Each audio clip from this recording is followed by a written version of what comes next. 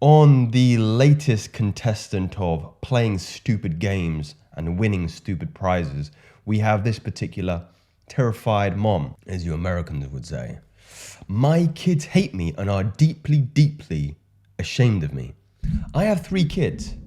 I have 2 twin boys, both 14 years old, and I have a daughter that is 16. I started doing Christ's sake.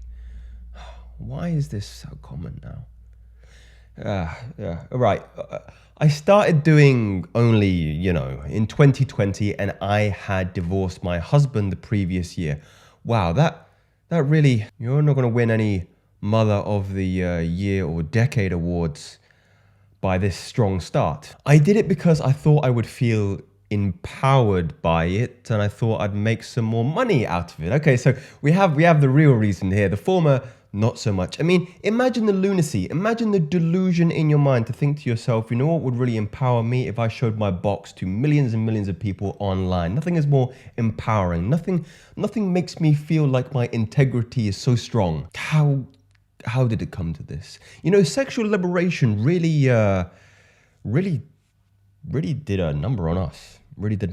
This idea, this kind of feminist idea, disguised that it's empowering to sell intimacy.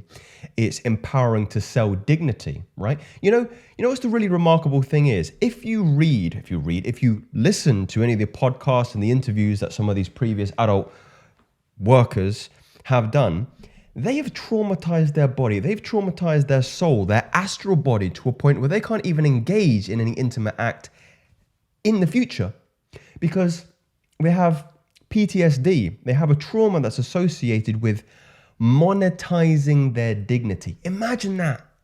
Monetizing your dignity, monetizing intimacy, monetizing something that should be exclusive in the confines of a relationship, in the confines of marriage, the sanctity of marriage. And yet the average mother nowadays is poisoning it, diluting it, perverting it. It breaks your heart. It breaks your heart. Maybe that isn't even the way to describe it. It makes you lose your soul. 2 years pass by. My account is now semi-successful. Congratulations. Such a marker to be proud of. Until tragedy struck. My pictures were spread around. Me and my kids live in a small town. You can see where this is going. All 3 of my kids started to get bullied and made fun of. I immediately closed my account and regretted everything. I mean, how do you, as an intelligent, competent... There's the error there, isn't it? Those adjectives aren't true. Intelligent and competent don't really come into this equation here, because if there was some kind of intelligence and competence around this decision, then this individual would have the foresight to recognize that what you put on the internet isn't written in pencil. It's written in ink. And you can delete that shit, but you can bet your bottom dollar that there have been copies made. There's probably, it's never going anywhere. It's there forever. It's permanent. And your reputation is now sullied to a point where it is unfixable. That's the truth. I mean, you hear all these stories nowadays with people finding out, or let's say employers finding out, that their employees are doing this kind of stuff, acting stupid. And of course, they are getting fired, released from their job, because what reputation does that therefore have on the company? All 3 of my kids started almost hating me immediately. My daughter's boyfriend broke up with her. She started shaming me. Wow, I mean, that's fairly commendable. My son stopped talking to me.